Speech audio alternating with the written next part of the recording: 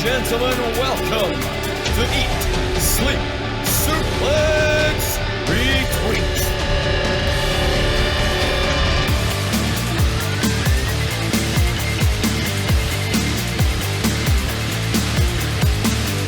Hello everybody and welcome to the latest edition of ESSR Central. I'm your host this week. I am Stephen Wilson, and as usual here on ESSR Central, we are going to be talking about all the news, rumours, gossip, reviews going on in the world of professional wrestling over the last 7 days. But before we get into that, and I introduce my panel who are going to be joining me this evening to talk through the last week in wrestling, please get on to our social media and subscribe to us. Facebook, Twitter, Instagram. We are at Suplex Retweet. You can find us on YouTube, where we've got shows such as Quiz Showdown, The Conspiracy Theory, and the soon-to-be debuting Book It. That's all on our YouTube channel. And you can also, if you've not subscribed to us already, you can subscribe to us on any good podcasting platform. We are at Suplex Retweet. Now, this is my first show in my U-Digs, in my U-Man Cave. I've got many pictures around the man cave, and I thought that'd be a great way to introduce my panel, as they all have great similarities to each thing in the man cave. First off is a man who's like Captain America, even though you can't see behind me. Apart from, he's not got the abs, he's not American, and he doesn't really like red, white, and blue. It is, of course, David Hockney. David, how are you? Just to counteract your arguments, I do have abs. I am wearing an American baseball cap. And I don't like red, white, and blue. I'll give you that one. So fair enough. Fair enough, man. Fair enough. Up next, like Darth Vader, he's an evil dictator who he bosses around the stormtroopers. Who his stormtroopers are, I don't know. It's all these people he has online. I don't actually have a clue. Is this the dictator part of it I got right? It is Allan McLucas. I'm totally lost with that. That was a stinker. That was an absolute stinker, mate. I started it and I was like, I have no way out I can do this. What we know is that you're my stormtrooper, bitch. And Hockney, you paint your abs on, we all know it. How you doing, guys? I would paint my abs on as well, to be fair. You know, I've just got like a six-pack in the fridge. I don't need to paint mine on. Mine are just, they're there. We don't need to see them, Dave. I'm not going to show them. I'm not that kind of person. And finally, like the man behind me, the Joker. I can't actually get my bearings right here.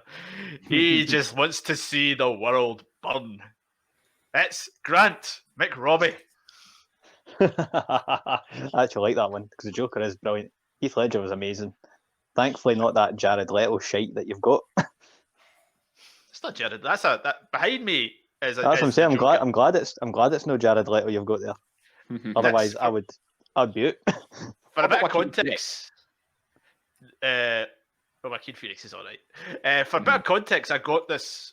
Obviously, people who are listening on the audio can't see it. I got this picture of the Joker 5 years ago when me and Laura first got a flat. When we moved to our second flat, she hid it from me. I've not seen it for 3 years until we got in this house. The choice of a man. So who really wants to see the world burn there then, eh? Your missus. Really surprised me, guy. Wouldn't he surprise me? But let's get in and let's talk about professional wrestling. But before we get into the bread and butter, the in-depth of wrestling, is so news that affects the world of wrestling this week. And for those who want to see world return back to some form of normality, there's apparently been a bit of a breakthrough in terms of finding a COVID vaccine. The company Pfizer, I don't know if I pronounced that right. Pfizer, whatever the name is. I can't pronounce it. I knew I was going to muck it up, so thanks for correcting me, guys. They make your favourite medication, Viagra. That is true, actually. The fact that you know that does not surprise me. They've done their latest clinical trials, stage 3 trials on the COVID vaccine. 90% effectiveness apparently, so there's a chance that we could be seeing a rollout of this vaccine in some form within the next couple of months, maybe even before Christmas. Now, Alan, obviously that means that there could be a chance that in the beginning of 2020 we could see the return of fans and form of live wrestling again, which is good to hear. I don't know if it'll be the start of 2020, but it'll be good. 21, sorry, but it'll be good to see them at some point. I'm honestly, my money would be on middle of next year if this is going to be successful. Apparently, you need to take 2 doses 3 weeks apart. So something like that, 3 to 4 weeks apart. Yeah, and they're saying the first set of tests could be happening in the next 2 to 3 weeks if they get approval. So I don't think it'll happen early next year, but you never know. If things go right and people follow the rules, maybe there might be at least a semi-decent crowd at WrestleMania if we're lucky. That'd be great. Yeah, Dave, because obviously Americans with their new president, even though Donald Trump won't admit that he's the president, Joe Biden, he's taking the COVID stuff seriously, and the US have ordered a big bulk of this vaccine. It's one of what they've got, I think, the most on back order. So obviously that could mean a lot for WrestleMania, as Allan said, because there's talk of Vince wanting WrestleMania to happen. We've talked about it in past shows, but the more successful this rollout is, it obviously could depend how much fans we get in such a crowd. Yeah, I think you have to look at the prioritizing aspect of it, like who's going to be first in line to get this potential vaccine. And I think most likely it's going to be, those that are in care homes, care home workers, health workers, key workers, and the elderly that will be prioritizing it. Now, WWE's audience, just using WWE as an example here, I think it's about 25 to 30% of them is over the age of 50. But yeah, you can imagine, those will be just like parents and other family members. So it might, encourage people to come back, knowing that some of the population is going to get vaccinated, hopefully. What it means for fans, though, I think it means, maybe at some point early 2021, they might start to slowly ease fans back into arenas. For WrestleMania, though, I think they might still limit the capacity just out of safety, because obviously Joe Biden's taken a very proactive approach when it comes to handling the pandemic, and I think it's only right that he keeps this approach going in order to protect as many people as possible. Grant, you obviously are New Japan correspondent from Steny, and New Japan have done very successful in integrating fans over the last couple of months. I think you gave a stat to us the other day about the number of shows with fans' attendance that they've had without a single positive COVID test or outbreak related to a New Japan show, which NXT must look at with utter jealousy. Aye, it was 72,000 and something fans over 54 live events since early July. Which, when you put the math behind that, and knowing that some of the shows had 3,000 or 4,000 fans attending without a single positive result, that is an incredible statistic. And really, it shows that you can do things right, and that's before we have a vaccine. What they have strict rules, they have temperature checks and things like that, and it's paid off big time. The other thing that's kind of been seen across the UK, Allan, in recent times is this mass testing that they've trialled out in Liverpool. In particular, they're going to do it across the council. Could you see that being another way that they could bring fans back in if they've got this rapid 1 hour testing, test the wrestlers and test the fans before they come in? It's on these small indie shows? Yeah, I mean, I think it's still going to be limited. So if you're talking for example, the Hydro, I still don't think you're going to get the 13,000 in. Kind of what Dave said, maybe towards half, and that could work theoretically. It's whether or not the people that are attending are prepared to follow the rules. Wear a mask, sanitize your hands, keep 2 meters apart. Because I think if people are just going to get rowdy and lady and just ignore the rules, it's going to affect that, and it's going to be probably detrimental to the whole show. Speaking for myself, I'm always roasting, so I'm probably always going to flag up as there's an issue. I never feel cold. But I'd like to think it would help, but I'm very sceptical of it, to be honest.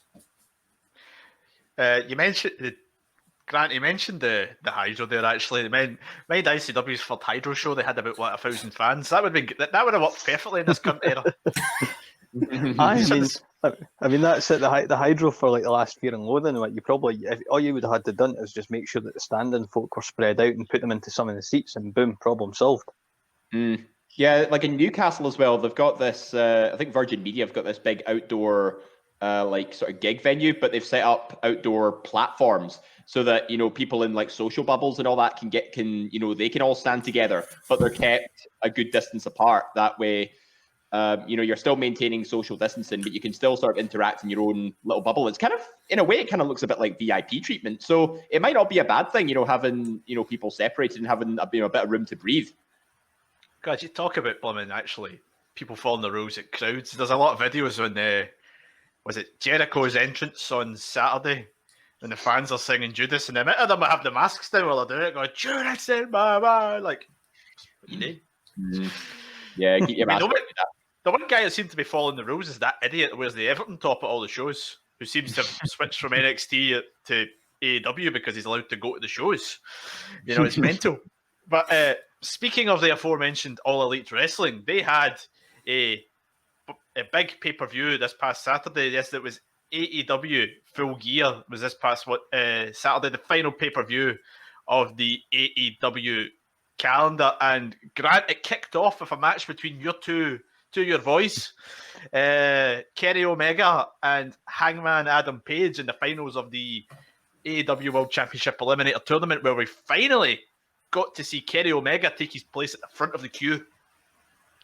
Aye, that was an absolute stormer of a match. You actually felt sorry for anyone that had to go on after that, because you just knew they weren't going to disappoint. The story was built up well.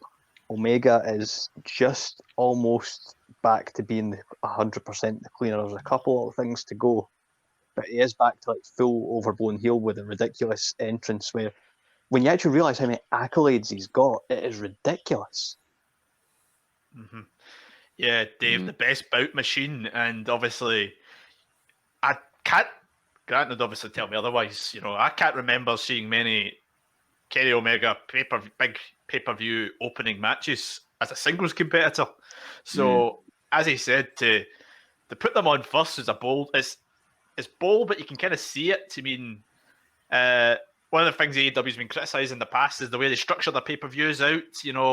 A couple of pay-per-views ago, we got Hagar versus Dustin Rhodes, which put me to sleep. But no offense to Dustin Rhodes, all offenses to Jake Hagar. But no, you need to have a match that excites the crowd, and the former tag team champions going one-on-one. It's a perfect choice. Oh yeah, I think this was a no-brainer to go on first. It was either going to be that, or I think possibly maybe even the tag title match. Now, it does sound a bit out there, but you needed a strong opener, like you do with any sort of major pay-per-view. And I think we've talked about this before about Kenny Omega on AEW. He's like a big main event draw like style of wrestler. As we've seen him in New Japan, he's wrestled in Wrestle Kingdom many a times. He's won the G1 Climax before. These are all like big time events rather than sort of weekly tapings. And I don't think that's something he really sort of found his groove in until maybe sort of now. But to see him deliver such a really good opening match with Hangman, like, you can't help but not be impressed. And that finish with the 3 or 4 V-triggers before hitting the one-winged angel.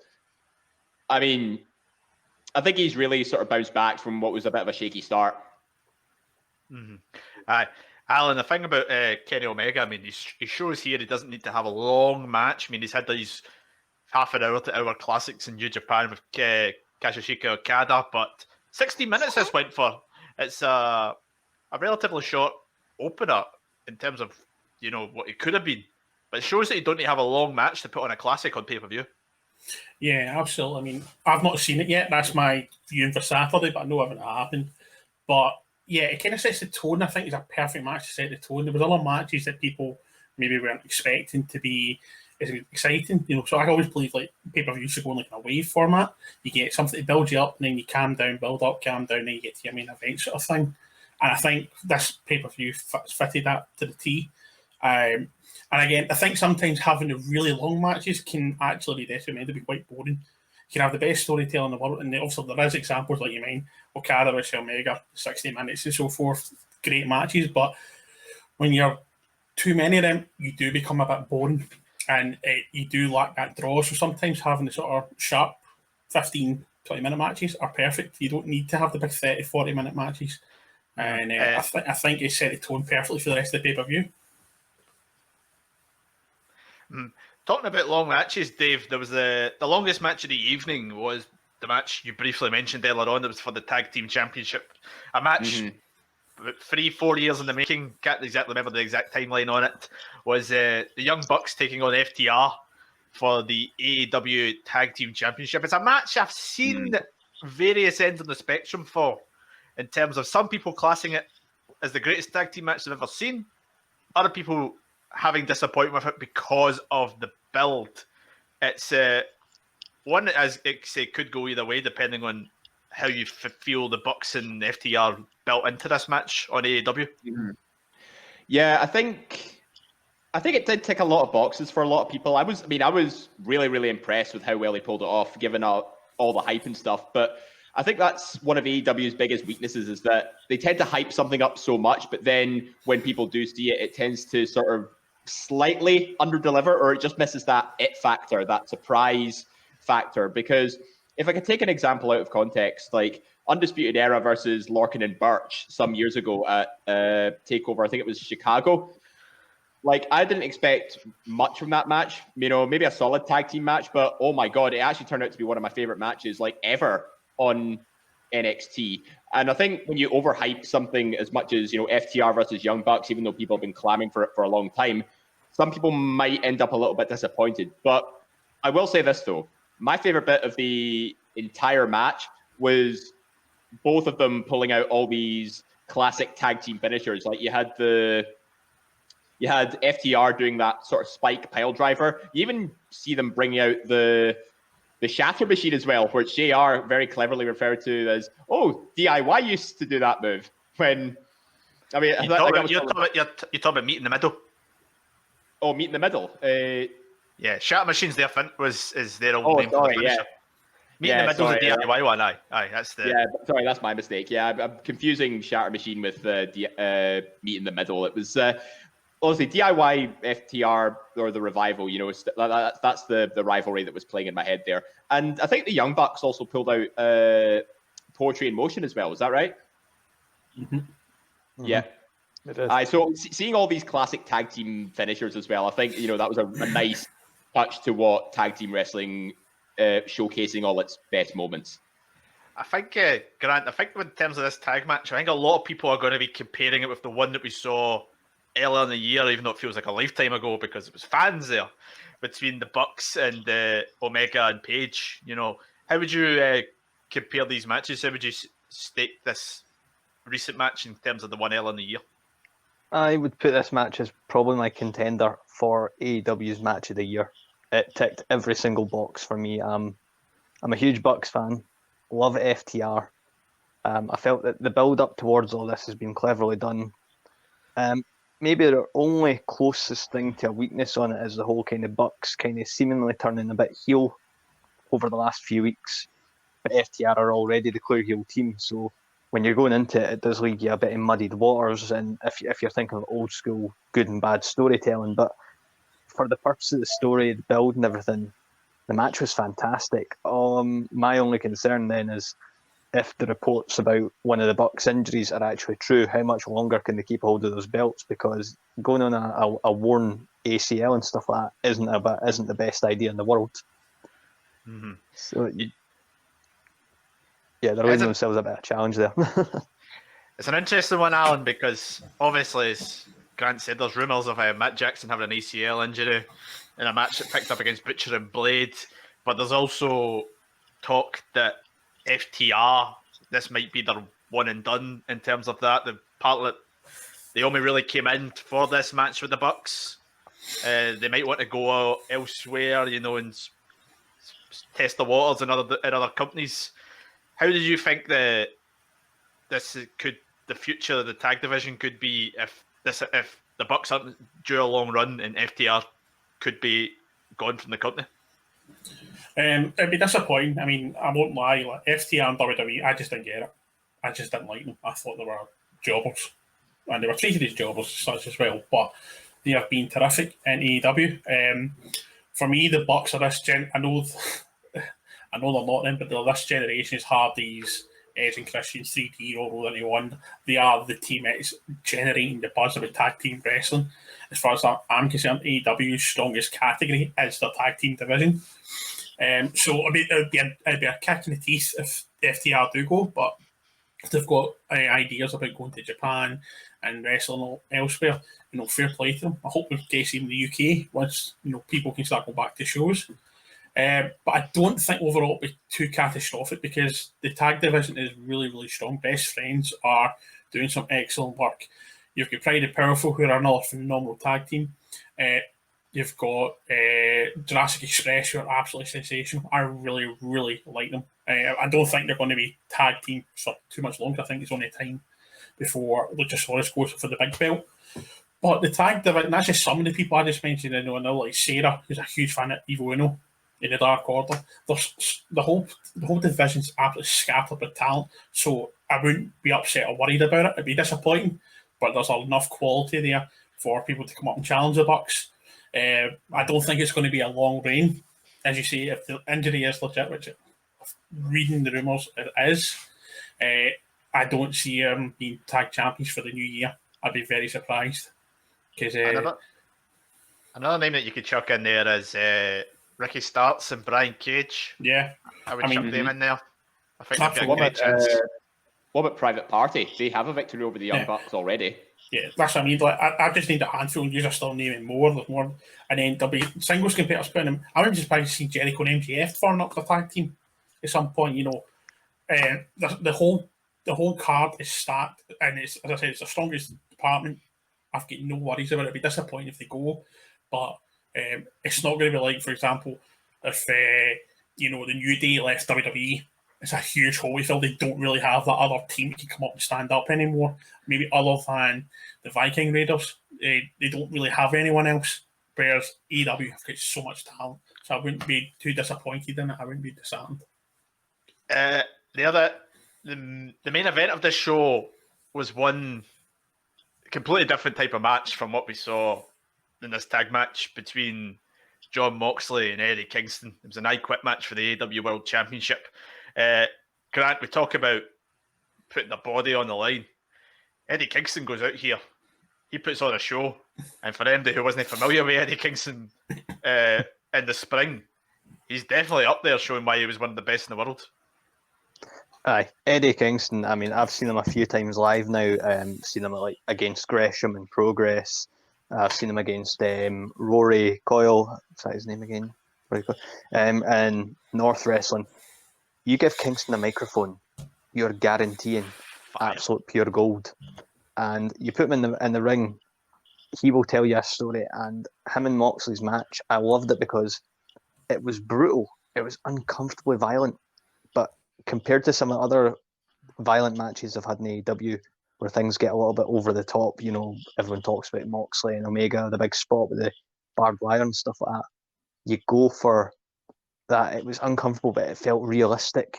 The little touches with the barbed wire, the bat, the thumbtacks. That was brutal. Mm-hmm. Dave, you're grimacing. I know how much you're aficionado of this hardcore style of wrestling. It's just the spots really that sort of did it for me. Like that bulldog choke with the barbed wire. I'm thinking, oh my god! Like even my throat felt sore just watching that. But I think it was this match lived up to the brutality because of one or two sort of key spots. Like obviously, the action went to the outside, in the barriers and stuff. But we've seen that quite a lot. But when you get a barbed wire baseball bat and thumbtacks involved, you might think, am I facing Eddie Kingston or am I facing Mick Foley? It's like that's how extreme it got. And I think the last time I think Moxley defeated Kingston, he used the bulldog choke, but obviously he couldn't just submit. So adding the barbed wire to it, it was a nice sort of throwback to that moment. And I'm surprised. Was Kingston actually bleeding from the mouth afterwards? Because it looked like he'd suffered like a lot of like internal damage as a result. That really surprised me. He's a hardcore bastard. He did a bit, and he also smashed his phone. Oh yeah, he did afterwards. Yeah, well, I mean, I'll admit, it wasn't maybe as hardcore as like CZW or whatever, but you know what? I think for the brutality for what we got, I think it was actually pretty decent. And Allan, with Jon Moxley retaining, it's now full steam ahead for the rematch from Full Gear last year, as Grant mentioned. We're now going to get Moxley versus Omega for the AEW World Title down the line. Moxley's swatted aside every challenger he's faced this year. Kingston's obviously one of them. We had Brody Lee, Brian Cage, Lance Archer obviously took the title from Jericho. Is Omega the man to end the reign of Mox? I believe so. The company's just over a year old now. Moxley, if I stand corrected in this, hasn't been beaten since he joined the company. The only match I'm aware of that he's lost was a tag title match with Pac, and Pac took the pinfall. So he's unbeaten in AEW technically. I'll happily stand corrected if I'm wrong. Because he did tease Pac in the match, I'm sure. Yeah, he turns on Pac and leaves him, but he right. himself is undefeated in AEW. I think he's undefeated since he left WWE because he's had a couple of matches in other companies, and he had the Bloodsport match a couple of weeks ago as well. Yeah, I think his win-loss record is currently 21-0 after Full Gear. Mm-hmm. Yeah, so I think there's no shame in losing to Omega. I mean, when Omega is one of the top 5 in the world, he's sensational. So I think Omega's the man to take it. It'll be good to have a heel again because it looks like he's going to turn full heel. So it'll be good to have a heel as a champion again. But Mox has done really well. He's brought a bit of prestige and honour to the title, I think. Jericho did as well, but he's taken it one extra step because it's a brand new company. I think he's done excellent as champion. He's had loads of good matches. He's performed really, really well under very difficult circumstances. So there's no shame in it. It's not going to knock him. It's not going to be the end of the world when he loses. But I think Omega is going to be the next champion. I'd be really shocked if he's not. Mm-hmm. Yeah, these are obviously 3 matches from the pay-per-view are picked out to give a wee bit extra weight towards. There's a couple of matches, Dave, I think a few people were swayed upon. I mentioned the Bucks one, but that was not as much of a sway. The 2 ones I referred to are the women's title match between Hikaru Shida and Nyla Rose, and the Elite Deletion match between Matt Hardy and Sammy Guevara, which featured, never thought I'd say this in November 2020, Hurricane Helms and Gangrel as a duo. It's a weird one, Can you understand why these are the matches maybe people weren't so as happy about it as an AEW fan perspective? The second match for the fact it was more story based, and the first match for the build alone. Yeah. Honestly, I think the women's title match, I really wasn't interested in that at all because it was essentially a drawn out rematch from when Shida first won the title. So I actually, if I'm being honest, I skipped that match entirely, so I couldn't possibly comment on how good or bad it was. But it's all right. Cody said didn't need a big build. Cody said, it's fine. Right. But again, we keep coming back to how poorly AEW's women's division's booked at this stage. But for the ultimate deletion between Matt Hardy and Sammy Guevara, I mean, it was, in essence, a cinematic match, but at the same time, it was actually really, really well put together. I mean, obviously, the cameos from Hurricane and Gangrel were like sort of nice to haves, but oh my God, they were shooting firework launchers at each other. Like, what kind of sane people would do that sort of thing? Matt Hardy's not sane. Matt Hardy is not sane. That's a standard. That's a standard spot for the deletion matches with Hardy. He's always done that. But then obviously the sort of concerto style finisher as well. It had some brutality behind it, and then dumping him in the bin before being driven away in the pickup truck. I mean, I suppose that was a good way to wrap it up. So I think you're right in terms of storytelling. This one was definitely more appealing, but I think it sort of soured on me a bit given what happened last time with what happened to, I think it was All Out. Mm-hmm. Yeah, with the spot that didn't go. Yeah. Grant, I'll come to you on this another match because you're probably best placed to tell about his previous before his AEW run was John Silver in a losing effort to Orange Cassidy. He's the little angry man in the Dark Order. is winning a lot of fans, not just for his work in being the elite. Seems to be the man who's standing out the most in that stable. And there's a lot of men in that stable. John Silver's really came on a lot, and for the fact that he looks like the love child of Brody Lee and the Primate from NXT UK, he's actually been a really fantastic performer, and I'm kind of hoping that they do something with him, because his match with Orange Cassidy was brilliant, like the reversing the DDT just by squatting and using his power to turn it into a suplex. That was beautiful. And I'm like, right, this guy needs to get a bit of a push, even if it's just get him a bit of build and give him a shot against the new TNT champion, for example. That could be a fun match. Mm-hmm. Yeah, Alan, as Grant mentioned, we got a new TNT world champion because, Cody had to win the belt to then drop it again to Darby. Nah, joke. Darby Allin, the new TNT champion. Anybody who's watched AEW since the beginning knows there has been some sort of story between Cody and Darby. And they finally pulled the trigger on Darby Allin after what feels like they should have done this from the start with his stuff he was doing with Jericho and obviously Cody. Yeah, he's finally reaped the rewards. Deserving to win it. He's got a lot of talent. He's got a bright future ahead of him. I do believe he's going to be a future world champion. So this will be a good taster to see how he reacts as champion. I expect it to go well. I expect it to do well. And I'm looking forward to seeing what rivalry he has with other superstars and so forth.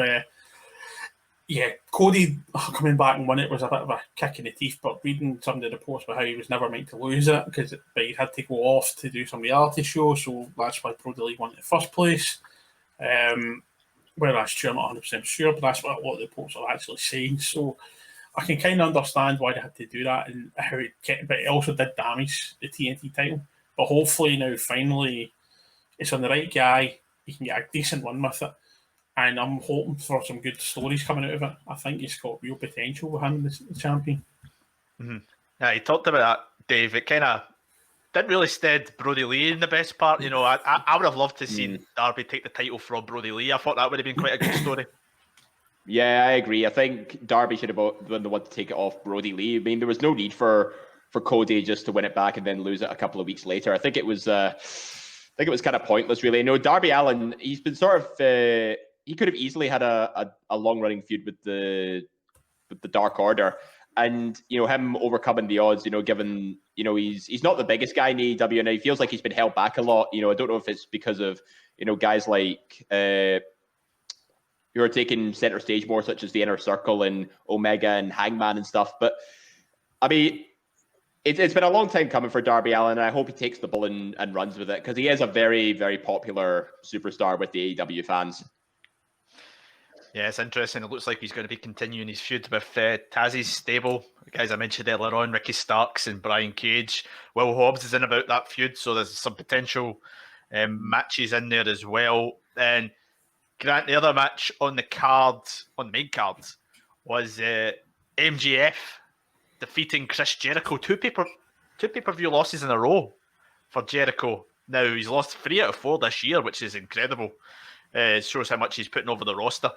MJF and Wardlow now part of the Inner Circle, which could make things very interesting going forward. There's a lot of dynamics that could come from this. We could see a Jericho face turn. We could see MJF taking control of the Inner Circle from him. It's a very logical storyline move going forward, in a good way that they could make MJF a bigger star than he is, because kind of some people think he was damaged a wee bit from that feud with Mox. Yeah, I mean, I can see why some people say it now. I'll be honest, with this match, I felt it wasn't either man's best match. Something about it didn't quite click for me. Good storyline for it, good build-up story-wise, but just certain things about it. I definitely think it's possibly they're going to lead to, as you're saying, the Jericho face turn, MJF going to take control. But I'm gonna say it's by MJF. His character work is second to none. I've never hated a heel as much in such a long time, but his in-ring ability to me is still got a lot of work. But he is very young, so there is room for that to improve. I would completely agree with you on that one. I've been saying that since the start of the year. I was very underwhelmed by his match with Cody, especially given the build. I think the 3-week build to their match on Dynamite is arguably one of the best TV builds to a match we've seen in the last decade in America, especially. And the match just was a drab, you know. I actually think his best in-ring match was with Jungle Boy. I think he's done his best in-ring work with Jungle Boy. Agreed entirely. Yeah. I think he would. What I liked about this, I like the lie, cheat, and steal spot he did with Jericho was tossed a baseball bat. MJF does the "oh good god, I fallen over" motion, and I mean the Jericho almost getting disqualified. That would have been maybe a nice touch to it, but with the sneaky roll up as well. I mean, that was the second one we'd seen that night as well, with the first obviously being Darby Allin pinning Cody after the roll up, but those were two roll ups actually done very well, because it was genuinely shocking to see them pull off victories in that style. Mm-hmm. Yeah, very fit in the lie, cheat, and steal spot. Given 15 years today of time of recording since Eddie Guerrero's last match on SmackDown, Mr. Kennedy, so it's a good timing to be doing that type of spot. Ricochet did it a couple of weeks ago as well. A lot of tributes to the great man Eddie Guerrero. So many people are saying this is AEW's best pay-per-view of the year. Would you guys be inclined to agree with that? Yes. Not the best of all time, but definitely best of the year. I'd say for me, it's definitely the best of the year. A lot of polarizing matches in regards to, I felt that some matches were complete misses, but the few, just taking like the three that we went in depth on, the tag match, Hangman and Omega, and the main event, those three alone made that pay-per-view absolutely stellar for me. Mm-hmm. I've not seen it yet, but what I've read, it looks like it's been an absolute belter. It looks like it's been a really strong pay-per-view. So based on purely what I've read, I'd say so. I'll know for definite come the weekend. Yeah, definitely. AEW Full Gear, a great pay-per-view and well worth the watch.